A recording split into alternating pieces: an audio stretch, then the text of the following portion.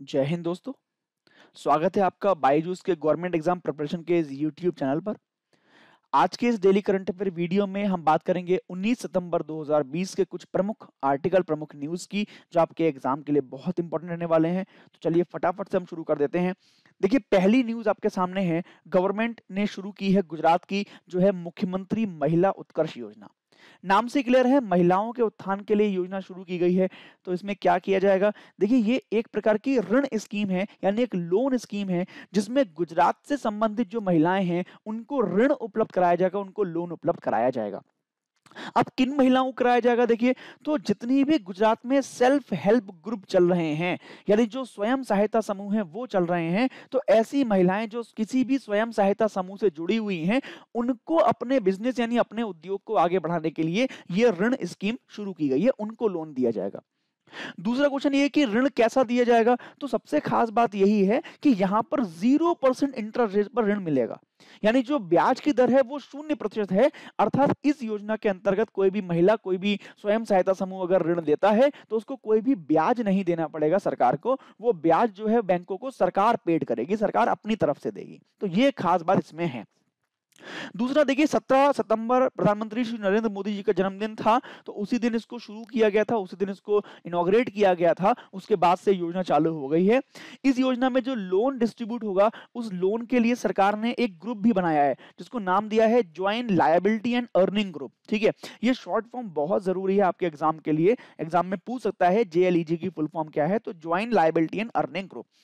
इस ग्रुप के तहत क्या किया है सरकार ने? टोटल 1000 करोड़ रुपए की व्यवस्था की है, जिसको लोन के तहत बांटा जाएगा, यानी लोन के रूप में बांटा जाएगा। ठीक है, सरकार का प्लान ये है कि इस पूरी योजना से, मुख्यमंत्री महिला उत्कर्ष योजना के द्वारा, करीब करीब 10 लाख महिलाओं को इसके अंडर लाया जाए, यानी 10 लाख महिलाओं को इसका फायदा पहुंचाया जाए। तो ये सरकार का यहाँ पे उद्देश्य है।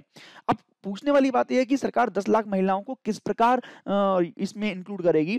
तो देखिए, सरकार ने क्या कहा है कि इसमें जो एक महिला है, वो एक महिला अधिकतम 1 लाख रुपए तक का लोन ले सकती है। ठीक है, और इस प्रकार एक सेल्फ हेल्प ग्रुप में अधिकतम 10 महिलाएं आ सकती हैं।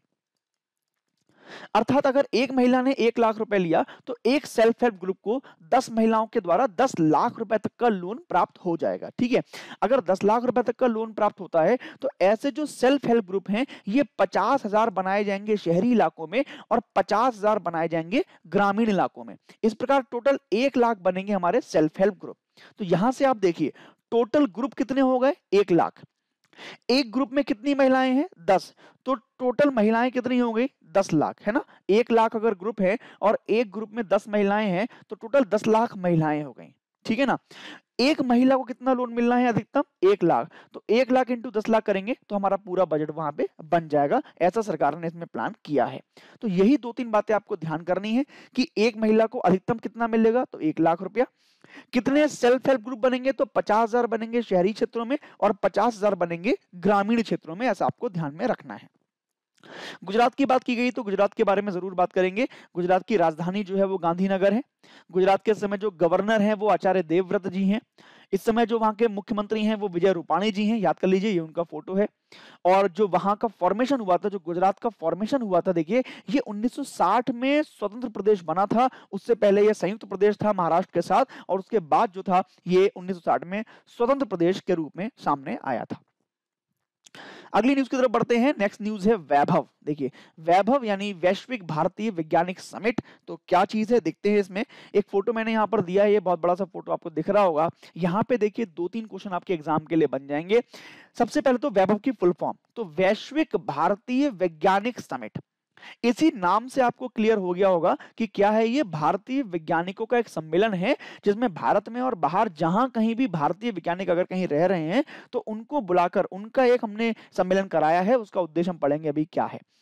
दूसरा, इसका जो इनॉग्रेशन होना है, ये प्राइम मिनिस्टर नरेंद्र मोदी जी के द्वारा होना है 2 अक्टूबर 2020 को। तो अगर पूछता है आपसे वैभव कब शुरू होगा या कब होगा, तो 2 अक्टूबर 2020 को इसकी शुरुआत करेंगे प्रधानमंत्री श्री नरेंद्र मोदी जी। तीसरा, इसका देखिए मोटो इन इसका आदर्श वाक्य लिखा हुआ है, शुद्धा ही बुद्धि किल कामधेनु। ये भी बहुत इंपॉर्टेंट क्वेश्चन है अपने आप में। अगर एग्जाम में हो सकता है पूछ ले आपसे कि वैभव की टैगलाइन या वैभव का मोटो क्या है, तो शुद्धा ही बुद्धि किल कामधेनु एक संस्कृत वाक्य है जो इसका टैगलाइन है। अब देखिए इसके बारे में पढ़ते हैं कि ये है क्या चीज। तो देखिए जो वैश्विक भारतीय वैज्ञानिक शिखर सम्मेलन है, ये भारत का जो साइंस एंड टेक्नोलॉजी डिपार्टमेंट है और साथ में भारत के बहुत सारे एकेडमिक ऑर्गेनाइजेशंस हैं, उन सब ने मिलकर इसको शुरू किया है, उन सब ने मिलकर इसको किया है। इसका मकसद बस यही है कि भारत के बारे में, जो भी भारत की संस्कृति के बारे में है या भारत की प्रथाओं के बारे में है या भारत के विचार प्रक्रियाएं जो है उनके बारे में है, उन सब में अनुसंधान को हम लोग तवज्जो दें, यानी अनुसंधान को लेकर आए। जिन परंपराओं का भारत पालन करता है, उन परंपराओं को अनुसंधान की दृष्टि से हम लोग आगे विकास करें उनका, और उससे भारत को जो लाभ होना है वो लाभ हम लोग यहाँ पर लेने का प्रयास करें। ये इसका मुख्य उद्देश्य है। दूसरा, वैभव एक काम और भी करेगा कि वैभव भारत में जितनी भी चुनौतियां हैं या भारत को जो भी आगे चुनौतियां लेनी हैं या जिनसे भिड़ना है, उन सब के लिए अभी से कॉम्प्रिहेंसिव रोड मैप तैयार करें, जिससे हम लोग अपनी तकनीकी, अपनी प्रौद्योगिकी को उस हिसाब से डेवलप कर सकें जो हमें भविष्य के लिए जरूरतें हैं। और हमारे भारत में जो वैज्ञानिक हैं या जो और भी ज्ञान है या जो और भी हमारी बौद्धिक क्षमताएं हैं, उनका हम लोग यूज कर पाए, ऐसा इसका पूरा उद्देश्य रहने वाला है। इसमें हम लोग बात करेंगे कि जो हमारे शिक्षाविद हैं या जो वैज्ञानिक हैं, उनका सहयोग मिले और उनके लिए हम लोग रिसोर्सेज अवेलेबल करा पाएं, जिससे वो अपनी जो रिसर्च है उसको आगे ले जाएं और भारत में रिसर्च में हम लोग एक नया आयाम क्रिएट करें, जिससे भारत में इनोवेशंस हो, तकनीकी का प्रचार हो, प्रौद्योगिकी का नया निर्माण हो और ऐसे और भी काम हो सके। इसके लिए हम लोग इसमें काम करने वाले हैं। देखिए, दो बातें और भी आपको ध्यान रखनी है। 2 अक्टूबर को ये इनॉग्रेट होगा और उसके बाद 3 अक्टूबर से लेकर 25 अक्टूबर तक यहाँ पर जितने भी वेबिनार्स होने हैं ऑनलाइन मोड में, वो चलेंगे। जितने भी हमारे शोधकर्ता जुड़ेंगे हमारे साथ, वो 3 अक्टूबर से लेकर 25 अक्टूबर तक अपने विचार विमर्श देंगे और उसके बाद 2 नवंबर को फिर इसका समापन हो जाएगा। 2 नवंबर को इसको हम लोग समाप्त करेंगे। उसमें समाप्त करने का उद्देश्य यही लेके चलेंगे कि भारत में किस प्रकार से जो रिसर्च है, जो एजुकेशन है और जो लीडरशिप है, एंटरप्रेन्योरशिप है, उसमें हम लोग एक तंत्र, एक डिवाइस यानी एक पूरे चैनल का निर्माण कर पाए, जिससे वो आगे अच्छी तरीके से हो पाए। एक क्वेश्चन मैंने आपको कल दिया था इंटरनेशनल डेटलाइन की, वो कहां से मुड़ी हुई है, उसका आंसर कई बच्चों ने कमेंट्स में दिया है, मैंने देखा था। अभी मैं उनके नाम भी लूंगा। और आज के लिए नया क्वेश्चन आपके पास है। ये कुछ फोटोज मैंने यहां पर दिए हैं आपको, ABCDEFG और H, ये 8 फोटोज हैं। ये 8 फोटोज भारत के महान वैज्ञानिकों के यहाँ पर मैंने दिए हैं। तो आपको पहचान कर इनके नाम ढूंढने हैं कि ये क्या नाम है इनके और किस एरिया के, किस क्षेत्र के ये लोग वैज्ञानिक थे। इनके नाम ढूंढ के आपको कमेंट करना है। इसमें मैं आपको बता दूं, 2-3 नाम बहुत इंपॉर्टेंट है हमारे एग्जाम के पॉइंट ऑफ व्यू से जो आगे आने वाले हैं। एक तो ए नंबर पर जो ये आप चेहरा देख रहे हैं, इनका नाम बहुत इंपॉर्टेंट है। इनका नाम ढूंढ के लेके आना है। अभी कुछ दिन पहले, कुछ महीनों पहले ये न्यूज में भी रहे हैं, काफी इनके ऊपर हाईलाइट न्यूज रही थी। तो ये सारे नाम आपको पहचानने हैं कि कौन है ये, क्या है और क्या करते हैं। तो इनके बारे में आपको नाम ढूंढ के लाने हैं, जितने भी साइंटिस्ट ये हैं। आगे बढ़ते हैं अगली न्यूज की तरफ। तो अगली न्यूज आपके लिए बहुत इंपॉर्टेंट रहने वाली है, बहुत हॉट टॉपिक है, इंडिया और पाकिस्तान के बारे में है। तो समझ लेते हैं इसके बारे में।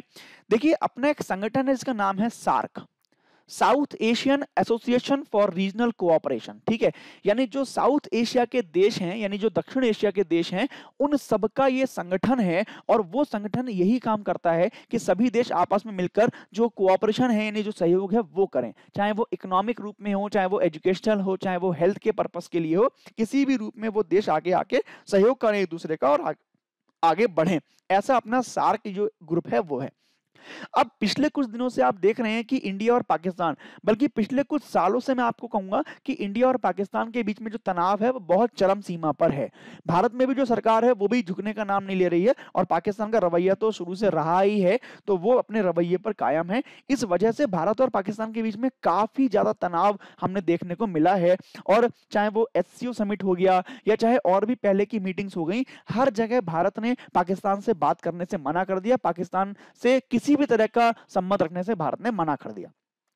अब इन सब तनावों के बीच आखिरकार अंत में भारत और पाकिस्तान दोनों ही तैयार हो गए हैं। जो सार्क का मंच है, यानी जो सार्क ग्रुप है, उसका जो मंच है, वहां पर एक दूसरे से बात करने के लिए तैयार हो गए हैं भारत और पाकिस्तान। हालांकि पाकिस्तान की बात तो मैं नहीं करूंगा, पाकिस्तान तो बहुत टाइम से भारत के पैर पकड़ रहा है कि हमसे बात कर लो, हमसे बात कर लो। जब से हमने एयर स्ट्राइक की है और सर्जिकल स्ट्राइक की है, तब से पाकिस्तान के पर कच्चे उड़े हुए हैं। अब भारत तैयार हुआ है कि हम तुमसे बात कर सकते हैं, चलो ठीक है, तुम अगर बात करनी है तो आ जाओ। तो सार्क का वो मंच होगा और 24 सितंबर को ये मीटिंग होना तय हुआ है। आगे देखना होगा कि वो बातचीत होती है या नहीं होती है, ऐसा हमें देखना होगा। तो ये आपको ध्यान रखना है, 24 सितंबर को सार्क की मीटिंग होनी है। वहां पर भारत और पाकिस्तान के जो विदेश मंत्री हैं वो जरूर मिल सकते हैं। इससे पहले मैंने आपको बताया कि जो शंघाई कोऑपरेशन ऑर्गेनाइजेशन हुआ था उसकी जो मीटिंग हुई थी वहां पर भी भारत से जो लोग थे वो चले गए थे मीटिंग को छोड़कर, और भारत ने वहां पे उसकी बात नहीं की थी। तो ऐसा आपको ध्यान करना है। देखिए सार्क की इंपॉर्टेंस क्यों है? सार्क की इंपॉर्टेंस इसलिए है क्योंकि ये भारत के पड़ोसी देशों से मिलकर बना हुआ है। जो भी अफगानिस्तान है, पाकिस्तान है, नेपाल है, भूटान है, श्रीलंका है, ठीक है, ये सारे देश जो हैं, ये सारे देश मिलकर ही सार्क देश बनाते हैं। इसमें टोटल 8 देश हैं और ये 8 के 8 जो है वो भारत के पड़ोसी देश हैं। इसीलिए सार्क का महत्व भारत के लिए बहुत है, किंतु पाकिस्तान जो उसमें हर बार रोड़ा अटकाता है, तो इस बार भारत ने उसको भी सबक सिखाया है।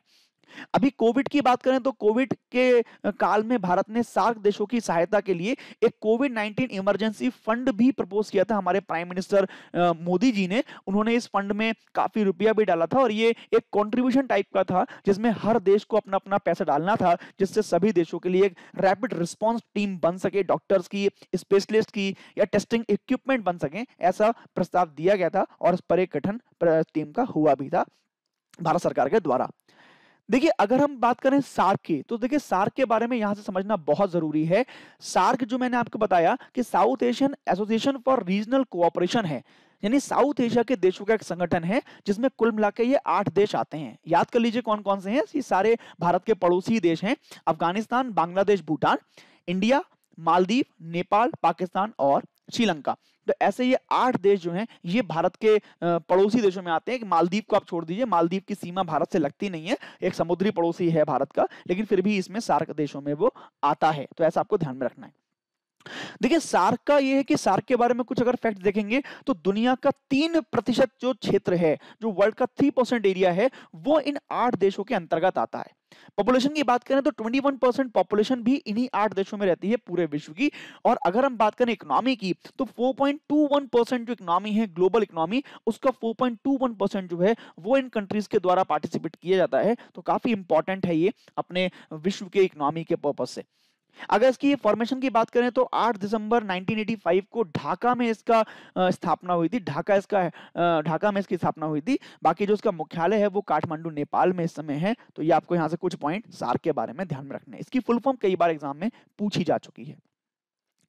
आगे बढ़ते हैं अगले पॉइंट की तरफ। तो ग्लोबल स्मार्ट सिटी इंडेक्स बहुत इंपॉर्टेंट है, ये आप याद कर लीजिए। अभी इंस्टीट्यूट फॉर मैनेजमेंट डेवलपमेंट है और जो Singapore university for technology and design है, इन दोनों ने मिलकर एक इंडेक्स जारी की है जिसका नाम है ग्लोबल स्मार्ट सिटी इंडेक्स। अपने आप तरह के दूसरी है, ये पिछले साल ही शुरू हुई थी 2019 में, उसके बाद से दूसरा इसका फेज है। तो ये अभी जारी कर दी है, जिसमें लगभग 109 सिटीज पूरे वर्ल्ड से हमने ढूंढी थी, उनका सर्वे किया था कि किस तरीके से वो अपने आप को प्रोग्रेस कर रही हैं। तो अगर हम बात करें तो ये सूची जो है ना, ये सूची केवल 2 चीजों पर काम करती है। पहला क्या कि कोई भी शहर अपनी जो इकोनॉमिक और टेक्नोलॉजिकल डेटा है वो कितना अच्छा है उसका, यानी किसी भी शहर का जो इकोनॉमिक डेवलपमेंट है और टेक्नोलॉजिकल डेवलपमेंट है वो कितना है, कोई भी शहर कितनी अधिक टेक्नोलॉजी का इस्तेमाल कर रहा है, उसके बेस पर तैयारी होती है। दूसरा, किसी भी शहर के जो सिटीजन हैं वो अपने शहर को कितना स्मार्ट मानते हैं, उन धारणाओं पर भी ये डिपेंड करता है, उन धारणाओं को भी लेता है। इन 2 बेसिस पर ये शहरों को रखता है अपने स्मार्ट सिटी इंडेक्स की सूची में ऊपर से लेकर नीचे तक।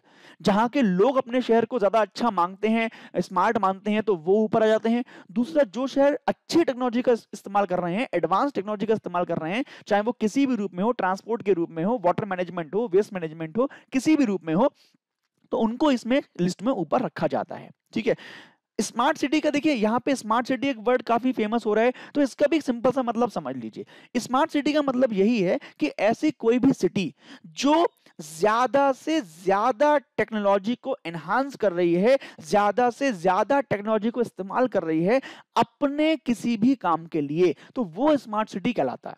ठीक है। जैसे फॉर एग्जांपल अगर हम ब्रिजेस की बात करें तो ब्रिजेस जहां पे ऑटोमेटिक हैं वो स्मार्ट हो गया। ठीक है। जहां वाटर मैनेजमेंट सिस्टम जो है वो अपने आप ऑटोमेटिक है वो स्मार्ट हो गया। ट्रैफिक जहां का ट्रैफिक मैनेजमेंट जो है वो ऑटोमेटिक है वो स्मार्ट हो गया। तो जितनी भी टेक्नोलॉजी का हम लोग इस्तेमाल करेंगे वही उतना स्मार्ट सिटी कहलाता है। अगर हम इस लिस्ट की बात करें तो उसको लिस्ट पर टॉप किया है सिंगापुर ने। सिंगापुर सबसे स्मार्ट सिटी रहा है। उसके बाद दो शहर और हैं जिनको फॉलो किया है, हेलसिंकी और ज्यूरिख, ये दूसरे और तीसरे नंबर पर रहे हैं। भारत की बात कर लें, भारत में तो स्मार्ट सिटी प्रोग्राम भी चला था, उसके बावजूद भारत में जो शहर हैं वो केवल 4 ऐसे शहर हैं जो इस लिस्ट में आ पाए हैं, और उसमें भी सबसे टॉप मोस्ट जो रहा है वो हैदराबाद रहा है, जिसका प्लेस रहा है 85। ठीक है, अब देखिए एक बात अगर हम देखें कि हैदराबाद का प्लेस 85 जरूर रहा है, लेकिन 2019 की बात करें तो 2019 में इसका 67 प्लेस था। अर्थात स्मार्टनेस में भारत में शहरों में कमी आई है, बढ़ने के बजाय कमी आई है। जो भारत में स्मार्ट इंडिया प्रोग्राम चला था, स्मार्ट सिटी इंडिया प्रोग्राम चला था, उसके तहत तो और डेवलप होना चाहिए था, लेकिन यहाँ पर जो हमारे शहर हैं वो अपने टेक्नोलॉजी के इस्तेमाल में और पिछड़ते जा रहे हैं, पीछे होते जा रहे हैं। हैदराबाद का लास्ट टाइम स्थान था 67, इस बार रह गया 85। ऐसी न्यू दिल्ली जो है वो 86 पर है, लास्ट टाइम 68 पर था। मुंबई 93 पर है इस समय, लास्ट टाइम 78 पर था। और बेंगलुरु 95 पर है, लास्ट टाइम 79 पर था। तो देखिए चारों ही सिटीज का जो रैंक है वो गिरा है, वो गिर गया है, और इन चार के अलावा पांचवी सिटी तो इस लिस्ट में आ ही नहीं पाई है। तो ये आपको फिलहाल ध्यान रखना है, और भारत सरकार को भी इस बारे में काफी कुछ सोचना पड़ेगा कि किस तरीके से उस अपने शहरों का डेवलपमेंट आगे अच्छे से करना है। आगे बढ़ जाते हैं अगली न्यूज की तरफ। अगली न्यूज की तरफ बढ़ जाते हैं, बहुत इंपॉर्टेंट नाम याद कर लीजिए, उदित सिंघल जी का। उदित सिंघल बहुत बड़े कोई व्यक्ति नहीं है, 18 वर्षीय केवल एक युवक हैं, और इन्होंने बहुत बड़ा काम कर दिया है। देखिए यूनाइटेड नेशन यानी संयुक्त राष्ट्र एक अपने यहाँ संस्था है, जो वैश्विक संस्था है, ये क्या करती है, ये हर बार यंग लीडर्स को चुनती है। किसके लिए चुनती है? Sustainable development goals. ठीक है, अब यहाँ पे दोनों बातें समझिए। सस्टेनेबल डेवलपमेंट गोल क्या होते हैं पहले वो समझिए, तभी आपको समझ में आएगा। देखिए सस्टेनेबल वर्ड का मतलब होता है हमेशा सस्टेन रहने वाला, ठीक है, और डेवलपमेंट का मतलब ऐसा विकास जो हमेशा रह सके। जैसे बहुत छोटा सा मैं आपको एग्जांपल देता हूं, हमने फैक्ट्रीज बनाई, ठीक है, फैक्ट्री जब बनी तो हमने उसको एक डेवलपमेंट समझा कि हम लोग मैन्युफैक्चरिंग करने लगे और अच्छे से मैन्युफैक्चरिंग करने लगे।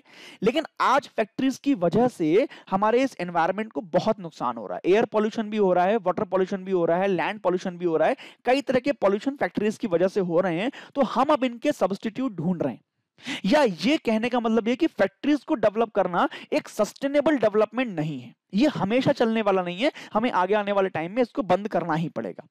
लेकिन वहीं दूसरी तरफ अगर मैं हाइड्रो पावर की बात करूं, यानी वाटर एनर्जी की बात करूं, मैं सोलर एनर्जी की बात करूं, तो सोलर एनर्जी और हाइड्रो पावर ये हमेशा चलने वाले हैं, इनका प्रयोग हम हमेशा कर पाएंगे, ये किसी भी तरह का नुकसान अपने एनवायरनमेंट को नहीं करते। ठीक है, तो इसी प्रकार के जितने डेवलपमेंट गोल्स हैं वो यूनाइटेड नेशन ने सेट किए हैं कि हर देश को कौन कौन से गोल अचीव करने हैं, कौन कौन से सस्टेनेबल डेवलपमेंट गोल अचीव करने हैं। ठीक है, इन्हीं कामों को जो करते हैं ऐसे लीडर्स की पहचान के लिए young leaders for the sustainable development goals नाम का अवार्ड हर 2 साल में यूनाइटेड नेशन जारी करता है, जिसमें पूरे विश्व से वो ऐसे लोगों को ढूंढता है जहां पर या जो लोग जैसे उदित सिंघल जैसे लोगों को, या जो सस्टेनेबल डेवलपमेंट गोल हासिल करने में अच्छे काम करते हैं, इनको यंग लीडर्स के रूप में अवार्ड दिया जाता है। तो अब उदित सिंघल जी ने क्या किया है? उदित सिंघल जी ने क्या किया था, एक शुरू की थी कैंपेन ग्लास टू सैंड। ठीक है, ग्लास का मतलब ग्लास, शीशा, ग्लास टू सैंड नामक एक इनिशिएटिव इन्होंने शुरू किया था, जिसमें इनका मकसद था कि जो भी अपने एनवायरनमेंट में जो ग्लास का कचरा होता है, यानी जो कांच का कचरा होता है, कांच की बोतलें वगैरह होती हैं, इन सबको हम लोग रिसाइकिल करें, इन सबको हम लोग लैंडफिल में डंप होने से रोकें। यानी जो मिट्टी में डंप की जाती है, मिट्टी में या जो मिलाई जाती हैं, उसको हम रोकें। क्यों रोकें? अगर मिट्टी में बोतलें मिलती हैं तो इनका चूरा जो है वो मिट्टी में मिल जाता है, और मिट्टी में बहुत मतलब मिलियन टाइम तक, यानी बहुत सारे सालों तक, लाखों वर्षों तक भी ये वहां पे डिकम्पोज नहीं हो पाता। और उस वजह से क्या होता है, जो हमारी उर्वर सॉइल होती है, जो हमारी फर्टिलाइज सॉइल होती है, वो भी क्या होती है, बेकार हो जाती है, और उसका फिर कोई उपयोग हम लोग नहीं कर पाते। तो ऐसा इन्होंने ग्लास टू सैंड शुरू किया था, जिसके द्वारा इन्होंने क्या किया, लगभग 8000 बोतलों को इन्होंने लैंडफिल में डंप होने से रोका, और लगभग ये 4815 किलोग्राम उच्च ग्रेड सिलिका रेत का भी उत्पादन कर चुके हैं, यानी अपनी मिट्टी को इतना बचा चुके हैं। तो इनके इस काम के द्वारा ही इनको चुना गया young leaders for sustainable development goal Udit Singhal. ये आपको ध्यान रखना है, इनके इनिशिएटिव का नाम याद रखना है ग्लास टू सैंड, जो क्या करता है, कांच को बचाता है मिट्टी में मिलने से। ये आपको यहां पे ध्यान रखना है। ठीक है, तो देखिए वाकई में अच्छा है जो एसडीजी गोल्स डेवलपमेंट ये जो अवार्ड है यंग लीडर्स को चुनने का, ये काफी अच्छा है, काफी इंकरेजिंग है, काफी इंस्पायरिंग है, जो बाकी लोगों को भी इंस्पायर करता है कि वो भी ऐसे ही काम करें कि जिससे हमारा एनवायरनमेंट बच सके और वो इस अवार्ड के काबिल बन पाए। तो काफी अच्छा है और काफी अच्छा एनवायरनमेंट भी यहाँ से मिलता है। देखिए यूनाइटेड नेशन की बात की गई है तो इसके बारे में 3 क्वेश्चन बहुत इंपॉर्टेंट है। इसका हेडक्वार्टर याद कर लीजिए, न्यूयॉर्क में इसका हेडक्वार्टर है। अगर इसकी स्थापना की बात करेंगे तो 24 अक्टूबर 1945 को इसको फॉर्म किया गया था, फाउंड किया गया था इसको। और इस समय जो इसके सेक्रेटरी जनरल हैं वो हैं एंटोनियो गुतरेस। ये आपको यहाँ पे ध्यान में रखना है यूनाइटेड नेशन के बारे में। आगे बढ़ जाते हैं, अगली न्यूज की तरफ बढ़ते हैं। तो ये बहुत इंपॉर्टेंट नाम इस समय चल रहा है, न्यूज में एकदम धमाका हो गया इनके नाम का। यूनियन मिनिस्टर हैं हरसिमरत कौर बादल। ठीक है, देखिए इस समय क्या है, इस समय केंद्र में यानी जो सेंटर में गवर्नमेंट है वो एनडीए गवर्नमेंट है। ठीक है, और पंजाब में एनडीए का ही एक सहयोगी दल है जिसका नाम है अकाली दल। ठीक है, अकाली दल क्या है, ये अकाली दल एनडीए का ही एक सहयोगी दल है जो चुनाव में एनडीए के साथ मिलकर चुनाव लड़ता है, अकाली दल। उस अकाली दल से ही ये हरसिमरत कौर सांसद हैं। ठीक है ना, समझ में आ गया। पंजाब में एक जगह है भटिंडा, तो भटिंडा से ये सांसद हैं हरसिमरत कौर बादल। ठीक है ना। अब देखिए अगर अकाली दल की बात करें तो अकाली दल की अकेली इस समय जो सांसद हैं वो यही हैं हरसिमरत कौर बादल, बाकी कोई सांसद अकाली दल से नहीं है। तो अभी क्या हुआ है, हरसिमरत कौर बादल ने अपनी सांसदी से इस्तीफा दे दिया है, यानी रिजाइन कर दिया है। ठीक है, रिजाइन क्यों कर दिया है, जो अभी संसद में जो अभी सत्र चल रहा है संसद का, उसमें भी जो 3 फार्म बिल्स थे यानी जो एग्रीकल्चर बिल थे वो भी प्रेजेंट हुए थे, उनको भी पास किया गया था। तो उन्हीं जो फार्म बिल हैं उन्हीं को अपोज करने के लिए, उन्हीं का विरोध करने के लिए, उन्हीं के अगेंस्ट में हरसिमरत कौर बादल ने अभी रिजाइन दे दिया है, इसीलिए ये न्यूज में आ गई है। तो यहां से आपको 4-5 बातें याद कर लेनी है। एक तो हरसिमरत कौर बादल कहां से हैं सांसद, तो पंजाब के भटिंडा से ये सांसद हैं। दूसरा, इस समय इनके पास कौन सी मिनिस्ट्री है, तो ये यूनियन फूड प्रोसेसिंग मिनिस्टर हैं इस समय। ठीक है, यानी खाद्य प्रसंस्करण मंत्री हैं इस समय। ठीक है, और किस दल से हैं, किस पार्टी से हैं, तो अकाली दल इनकी पार्टी का नाम है। क्या नाम है इनका पार्टी का नाम, अकाली दल इनकी पार्टी का नाम है। ये आपको ध्यान करना है, अकाली दल। ठीक है ना। तो देखिए 3 जो बिल अभी पास किए गए थे उनके भी नाम एक बार याद कर लीजिए। वो 3 नाम कौन कौन से हैं। एक तो पहला था the farmer produce trade and commerce bill. ठीक है, 2020 इसको पास किया गया था, इसके विरोध में है।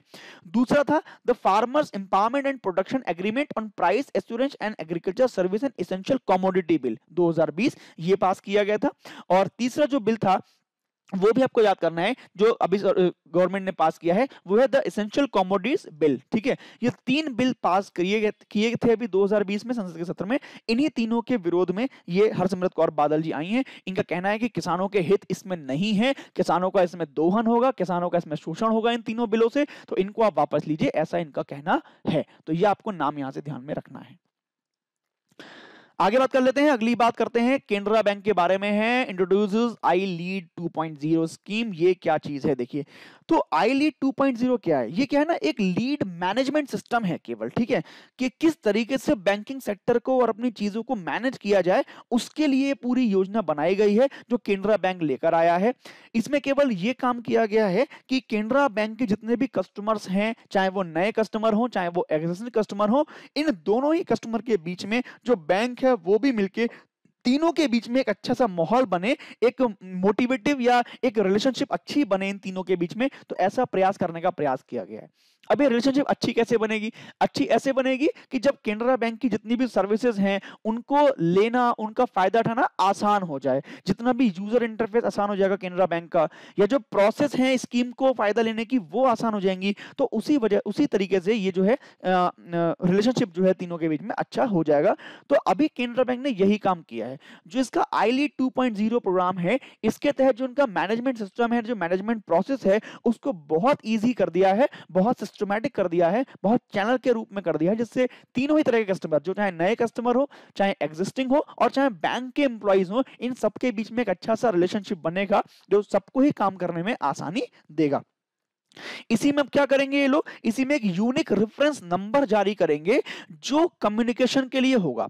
अर्थात जितने भी ग्राहक हैं, जो भी लीड जनरेशन की सहायता लेने वाले हैं या उसका फायदा लेने वाले हैं, तो उनको एक यूनिक रेफरेंस नंबर दिया जाएगा जिसके माध्यम से उनसे आगे जो है कम्युनिकेट किया जाएगा, यानी उनसे कम्युनिकेशन किया जाएगा। तो काफी आसान हो गया, अब एम्प्लॉइज को या कर्मचारियों को या ग्राहकों को सारी अपनी इंफॉर्मेशन नहीं देनी पड़ेगी, और वो केवल जो है चाहे वो इंटरनेट बैंकिंग का इस्तेमाल करें, चाहे वो मोबाइल बैंकिंग का इस्तेमाल करें, चाहे वो कॉल सेंटर का इस्तेमाल करें, वो केवल एक एसएमएस से और मिस्ड कॉल जैसे सरल साधनों से ही केवल वो काम कर पाएंगे और उसी से उनका सारा काम हो जाएगा। बहुत इजी हो गया आप केनरा बैंक की सर्विस को लेना इस आईलीड 2.0 के बाद। केनरा बैंक की बात आई है तो तीन चार बातें बहुत जरूरी याद करना। केनरा बैंक का हेडक्वार्टर याद कर लीजिए, बेंगलुरु में है। इसके जो इस समय के सीईओ हैं वो हैं लिंगम वेंकट प्रभाकर जी, ये इसके सीईओ हैं इस समय। फाउंडर मेंबर जो थे इनसे वो थे अम्मबेल सुब्बराव पाई जी, इन्होंने इसको बनाया था केनरा बैंक को। और कब बनाया था तो 1906 में इसको बनाया था, ये आपको ध्यान रखना है। देखिए मोटो बहुत इंपॉर्टेंट है, इसका मोटो है टुगेदर वी कैन, ये केनरा बैंक का मोटो है, इसको आपको याद करना है। जो हमारे एग्जाम है उसमें कई बार बैंकों के जो आदर्श वाक्य हैं वो पूछ लिए जाते हैं, उनके जो मोटो हैं वो पूछ लिए जाते हैं। आगे बात करते हैं अगली एक अवार्ड के बारे में, याद कर लीजिए मार्गरेट एटवुड को मिला है ये अवार्ड। अवार्ड का नाम है डायटन लिटरेरी पीस प्राइज, 2020 के लिए मिला है, तो इसको ध्यान कर लीजिए। देखिए एक ऑथर हैं मार्गरेट एटवुड, और इस समय अगर बात करें तो लगभग 80 वर्ष की इनकी आयु है, और उनको इस बार का जो डायटन लिटरेरी पीस प्राइज है लाइफ टाइम अचीवमेंट वो मिल गया है, ये आप ध्यान कर लीजिए।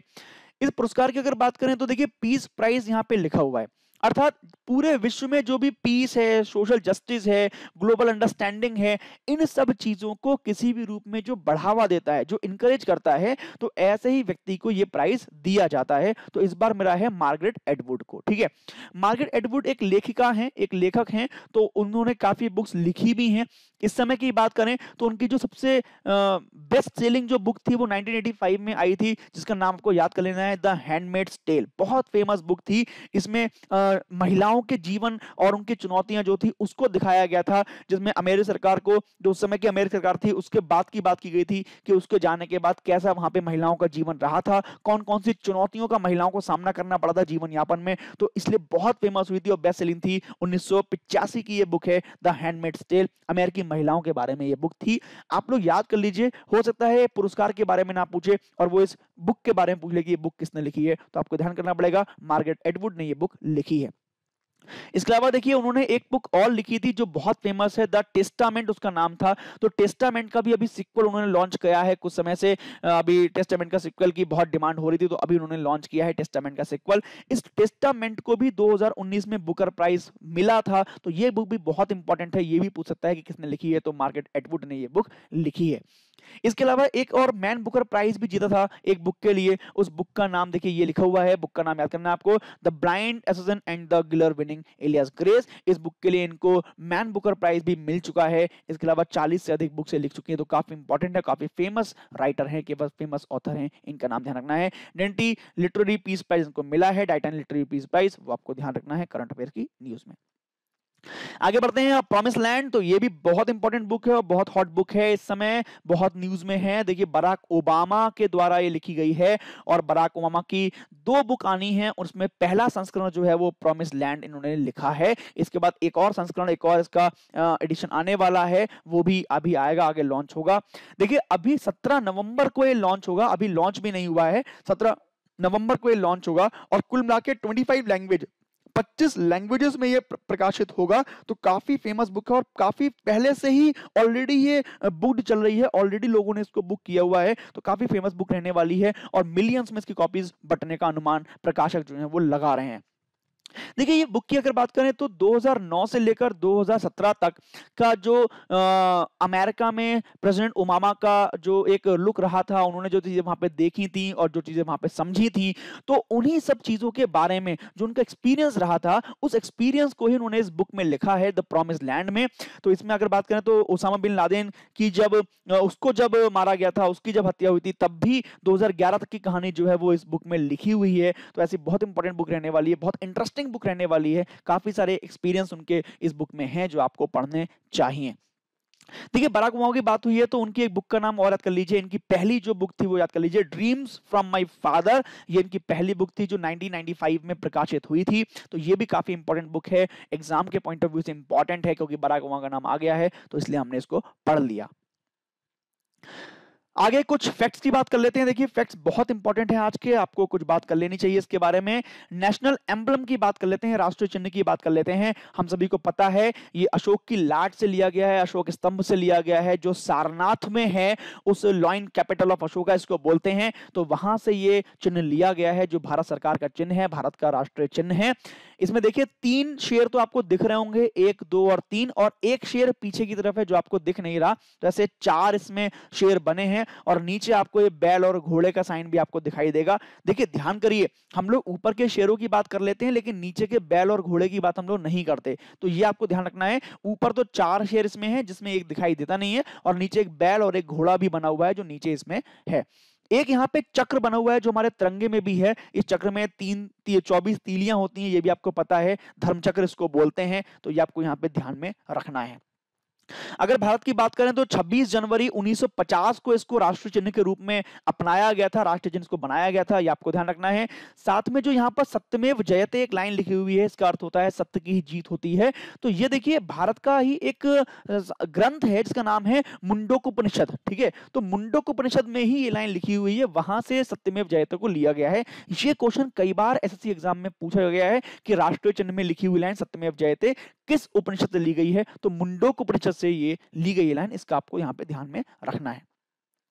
आगे बढ़ जाते हैं, नेशनल फ्लैग की बात कर लेते हैं। तो हमारा जो राष्ट्रीय ध्वज है तिरंगा, उसके बारे में भी कई सारे क्वेश्चन हमारे एग्जाम में बन चुके हैं, बनते रहे हैं, तो इसको भी आप ध्यान कर लीजिए एक बार कि कौन कौन से क्वेश्चन आपको यहाँ पे ध्यान में करने हैं। सबसे पहली बात देखिए 22 जुलाई 1947 को इसको अपनाया गया था, राष्ट्रीय ध्वज के डिजाइन को अपनाया गया था, ये आपको ध्यान रखना है। दूसरा देखिए इसकी जो लंबाई और चौड़ाई का जो रेशियो है वो 2:3 रहता है, ठीक है, ये बहुत इंपॉर्टेंट है, ये 1-2 बार अपने एग्जाम में आ चुका है, तो ये आपको ध्यान में कर लेना है कि क्या इसका रेशियो रहता है। तो 2:3 इसका रेशियो रहता है। बाकी बीच में जो साइन है ये मैंने आपको बताया कि अशोक के स्तंभ से लिया गया है, सारनाथ से लिया गया है, जिसको हम लोग लॉइन कैपिटल ऑफ अशोका बोलते हैं। तो ये भी आपको यहाँ पे ध्यान में रखना है एक चीज कि चक्र कहाँ से लिया गया है। चक्र में 24 तीलियां हैं, ये आपको पता ही है। 24 इसमें धर्म चक्र में स्पोक्स हैं जो आपको दिख रहे हैं सामने। अब देखिए इसमें 3 कलर हैं, ये भी आपको पता है, ऊपर सैफरॉन है, व्हाइट है और ग्रीन है। यहां से जो इंपॉर्टेंट क्वेश्चन है वो है इनका मतलब, कि सैफरॉन, व्हाइट और ग्रीन का मतलब क्या होता है, तो वो आगे देखेंगे। देखिए एक बात बहुत इंपॉर्टेंट जो मैं आपको आज बताने वाला हूं, एक पिंगली वेंकैया का नाम हमने कई बार सुना है, पिंगली वेंकैया, और हमने जनरली सुना है कि पिंगली वेंकैया ये वो इंसान थे जिन्होंने अपने ट्राई कलर यानी तिरंगा को बनाया था। अब यहाँ पे एक बात समझिए, देखिए इन्होंने, पिंगली वेंकैया ने तिरंगे को नहीं बनाया था, इसका डिजाइन नहीं दिया था, इन्होंने स्वराज फ्लैग का डिजाइन दिया था, ठीक है। और हमारा जो तिरंगा है वो इस स्वराज फ्लैग पर ही बेस्ड है। ये स्वराज फ्लैग जो था ये इंडियन नेशनल कांग्रेस के एक वो इंसान थे पिंगली वेंकैया, उन्होंने डिजाइन किया था, और इसी स्वराज फ्लैग पर ही हमारा जो नेशनल फ्लैग है वो बेस्ड है।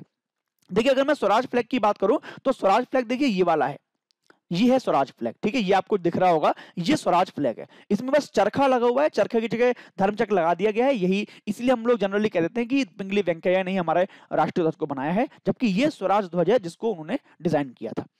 अब देखिए तीनों कलर की बात कर लेते हैं। जो जो ऊपर सैफरॉन कलर है, जो भगवा रंग है, इसका जो इंडिकेशन है वो है स्ट्रेंथ एंड करेज। ये बहुत इंपॉर्टेंट है एग्जाम के पॉइंट ऑफ व्यू से, जो एग्जाम में पूछा जाता है। स्ट्रेंथ एंड करेज इसका मेन पॉइंट है जो आपको ध्यान करना है, सैफरॉन कलर का जो मीनिंग है।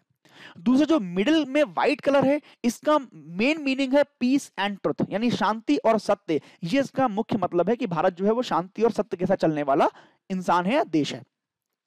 तीसरा जो इसमें ग्रीन कलर दिखाया गया है वो शो करता है ग्रोथ, है ना, जो हमारी ग्रीनरी है, जो फर्टिलिटी है, जो ग्रोथ है ना, उसको शो करता है। जो हमारी भूमि की उर्वरा क्षमता है, जो स्पीसीजनेस है, उसको शो करता है हमारा ग्रीन कलर यानी हरा कलर। तो ऐसे इसके 3 मतलब हैं, ये आपको यहाँ पे ध्यान में रखना है।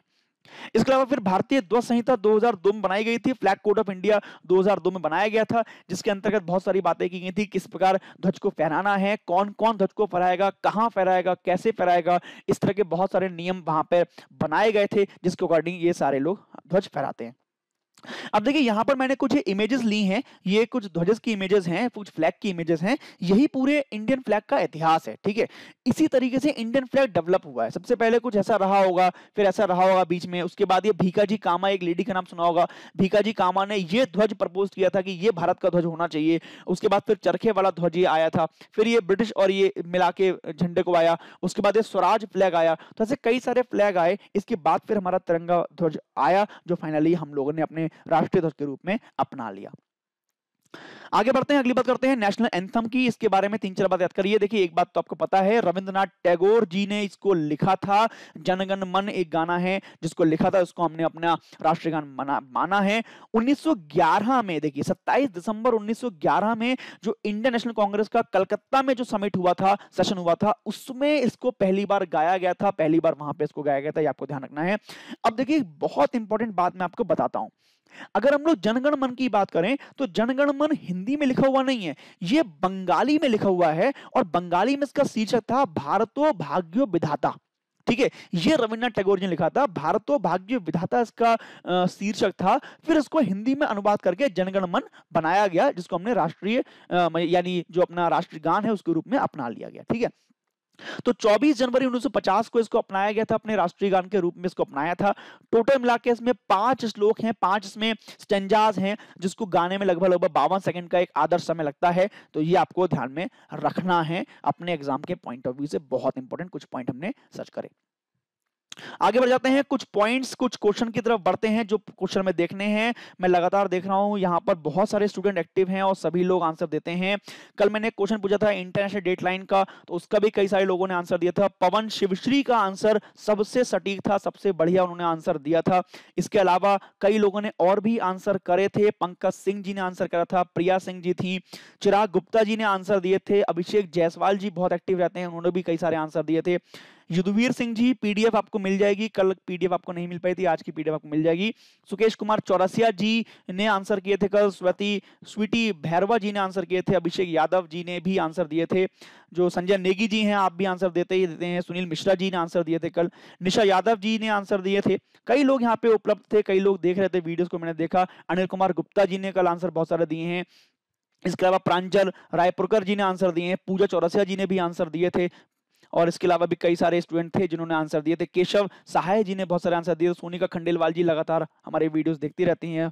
विपुल शुक्ला जी भी लगातार यहाँ पे बने रहते हैं। तो ऐसे कई लोग हैं जो यहाँ पर लगातार बने रहते हैं। आप सब बने रहिए हमारे साथ और देखते रहिए। तो आज भी शुरू करते हैं दोबारा से ये क्वेश्चन की सीरीज जो आज के इस योजना से बन सकते हैं। देखिए पहला क्वेश्चन है, what is the maximum loan a woman will get under the chief minister महिला उत्कर्ष योजना, यानी जो मुख्यमंत्री उत्कर्ष योजना है उसमें एक महिला को अधिकतम कितना लोन प्राप्त हो सकता है, उसका आंसर आपको यहाँ से टिक मार्क करना है। ये अपने कमेंट्स में आप मार्क करिए, मुझे बताइए कितना इसका आंसर है। देखिए उत्तर आप पूरा लिखा कीजिए, कुछ लोग यहाँ पे ऑप्शन लिख देते हैं, तो ऑप्शन ना लिखे पूरा उत्तर लिखें तो भी हम लोग को समझ में आएगा। तो आप पूरा उत्तर लिखें, इसका क्या है, इसका उत्तर ध्यान में करके लिखेंगे। दूसरा, गुजरात के राज्यपाल कौन है, बताइए who is the governor of the Gujarat. हमने पढ़ा था अभी, गुजरात के बारे में योजना पढ़ी थी, तो कौन सा इन चारों में से गुजरात का समय राज्यपाल है, पता करके बताइए। Next, how long will the Vaibhav conference take place, यानी जो वैभव कॉन्फ्रेंस है, जो वैश्विक वैज्ञानिक समिट थी, हमने पढ़ा था, भारतीय वैज्ञानिक सम्मेलन था, वो कब से कब तक होना है, उसका एक आंसर इसमें से है, वो आप मुझे देख के बताइए। 2020 के लिए ही है सारी सन, क्योंकि 2020 की हम लोग बात कर रहे हैं, तो 2020 में कब से कब तक ये होना है, ये आप मुझे ध्यान करके बताइए, कमेंट कीजिए, ताकि मैं देख पाऊं कौन आंसर दे पा रहा है, कौन नहीं दे पा रहा। Next, Which of the following countries is not in SAARC? देखिए पहचानिए इन चारों में से कौन सी कंट्री ऐसी है जो सार्क कंट्रीज नहीं है। ठीक है, अभी हमने पढ़ा था सार्क के बारे में, इंडिया और पाकिस्तान मिलने वाले हैं 24 तारीख को, 24 सितंबर को सार्क की एक समिट में। तो बताइए इनमें से कौन सा एक देश है जो सार्क का मेंबर नहीं है। ऐसे ही ऑड वन आउट क्वेश्चन बनते रहते हैं, आप ध्यान रखिए। Next, how many cities of India have been included in the global smart city index, कितने भारत के शहर ऐसे हैं जो ग्लोबल स्मार्ट सिटी इंडेक्स में शामिल किए गए हैं, ये आपको बताना है। देखिए पहचान लीजिए चार में से कौन से ऑप्शन सही है, उसका कमेंट करके मुझे बताइए answer. Next question, glass to send started by, किसने स्टार्ट किया था इसको, इनिशिएटिव को कौन करने वाला था, जिसमें हमने पढ़ा था कि उसने कांच की बोतलों को मिट्टी में डंप होने से बचाया था और हमारे लिए एक उर्वरक भूमि की शुरुआत की थी। तो ऐसे कौन इंसान थे, उनका नाम यहाँ से पहचान के कमेंट कीजिए। Next, which of the following flag was designed by Pingali Venkayya. देखिए अब ये क्वेश्चन आ गया, अभी मैंने बताया था आपको कि पिंगली वेंकैया ने निम्न में से किस ध्वज का निर्माण किया था, किस ध्वज का डिजाइन तैयार किया था, तो वो आप मुझे यहां से सोच के बताइए, कमेंट कीजिए, तब पहचान में आएगा कि कौन वीडियो को सही से देख पा रहा है। तो ऐसे कुछ क्वेश्चन हमने यहां से देखे हैं। नेक्स्ट क्वेश्चन की बात करते हैं, how many verses are there in the national anthem, कितने श्लोक हैं राष्ट्रगान में, ये आपको पहचान के यहां से बताने हैं। फटाफट से मुझे इन सब के आंसर दे दीजिए और लगातार इस वीडियो को देखते रहिए और बताइए कि क्या आंसर इसके हैं, कितना आपने इस वीडियो से सीखा है। आज के इन कुछ पॉइंट के साथ कल फिर मिलेंगे कुछ नए पॉइंट के साथ। तब तक के लिए जय हिंद, धन्यवाद।